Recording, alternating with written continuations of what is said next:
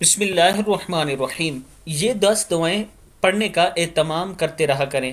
اس دعا کے بارے میں رسول اللہ صلی اللہ علیہ وآلہ وسلم نے فرمایا، یہ حق ہے، اسے پڑھو، یاد کرو اور دوسروں کو پڑھنا سکھاؤ۔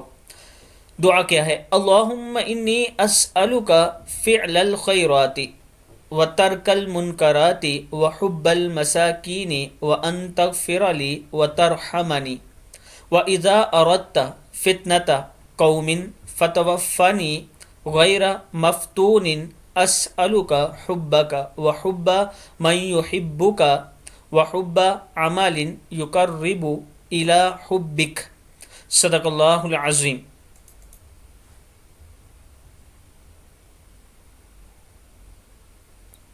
یا اب اس کی پک دے سکتے ہیں۔